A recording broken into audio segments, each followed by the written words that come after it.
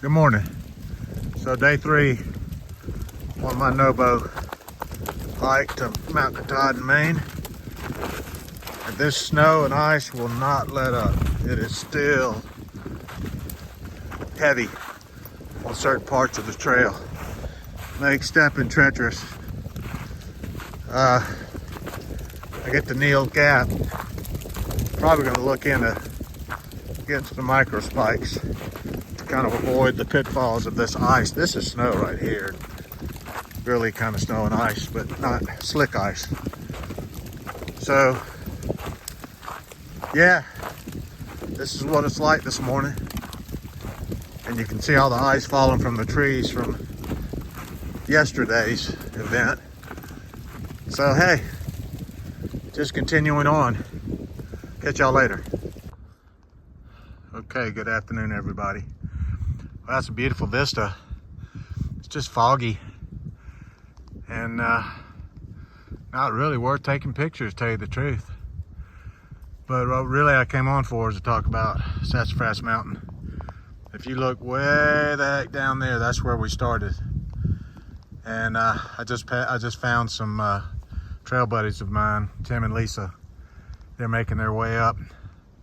But this is no small feat.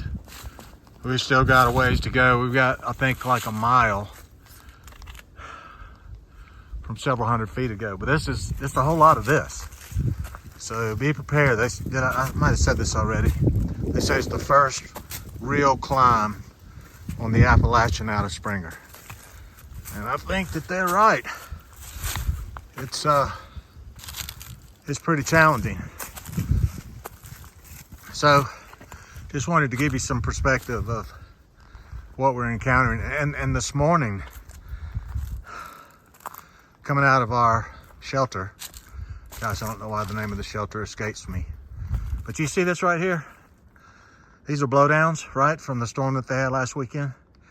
They are everywhere and make your journey that much more difficult because you have to navigate around these. I mean, you can't just walk up. Fart. Excuse my language. But that's a fall. Okay, I'll get back to you. Okay. That was not a made for TV fall, okay, folks? I don't know how my foot got caught on something, but it brought me down. Fortunately, that wasn't bad. I've had worse this morning on ice. I think I was going to tell you about the ice. But yeah, had a lot of ice coming out of our shelter. Everything's thawing, and then at night it's freezing. So it's pretty darn challenging. Bring your giddy up is all I can say if you're coming. Okay, I'll get back to, ooh, there's another one. Look at that up. Welcome to Sassafras.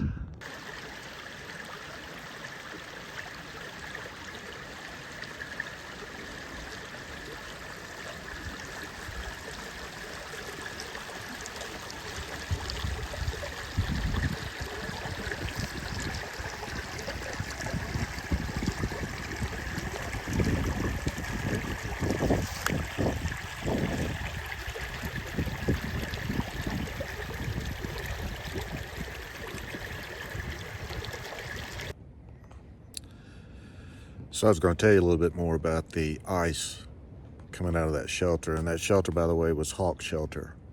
So everybody had left. I stayed behind to give my wife Laura a call before I hit the trail for that morning. So I was pretty much by myself. Everybody had gone. So I leave the shelter, and my gosh, the ice on the trail was unbelievable. And a pretty darn steep incline. Now, I couldn't take any video. The video where I showed you all the snow, that was after what I encountered when I got out of Hawk Shelter. Anyway, I fell twice pretty darn quickly. The first one pretty severe. Thought I hurt myself. Thank God I didn't. And then the next one was just a little further down the trail. I mean, the ice is so prevalent, it's hard to miss it. You're having to hang on the trees and, you know, walk on the very edge where the ice isn't. So, you know, it's really dangerous. And I probably should have had some micro spikes, but I didn't even think about that. You know, I didn't even think that I was going to need something like that on the trail. Kind of stupid when you think about it, leaving in February on the trail, and then especially knowing that they had that massive storm the weekend before I was about to start. So, you know, you just don't know. If you hadn't been out here and you haven't experienced what it's like, the temperatures are always sub-freezing at nighttime, so you get very little melting of the ice or the snow. And when the snow does melt, like I said, it turns into ice overnight. So pretty bad falls, but I survived, thankfully. So funny part of it is, after that second fall, I was making my way gingerly down the trail trying to avoid another one, and I see this human in front of me sitting in the middle of the trail. I'm like, oh my gosh, there's a guy sitting in the middle of the trail. What in the heck? So I get on down there a little bit longer, and I come upon him, and I'm like, hey dude, you okay? What's going on? What are you doing? He said, I just decided to take a little break and give me some water. And so I said, okay, well, I'm going to move on. If you're okay, I'm going to move on. He said, yeah, get on down. And he was an older gentleman. I now know him as Tinker. It was pretty treacherous trying to navigate down that slope. And so when I got down that slope, and then you saw the video where the snow and the ice were falling from the tree, and the snow on the ground and all that kind of stuff. And then out ahead of that, there was a clearing, and some dirt roads were converging. And then on the other side was a super severe climb. And I was like halfway up that climb, and I looked down at my hands, and there was only one glove on one hand. And I was like, oh crap. And I had just struggled to go up that incline, and I had just struggled to come down that other incline where all the ice was. And I was like, okay, I can't do without my gloves. Let me go back.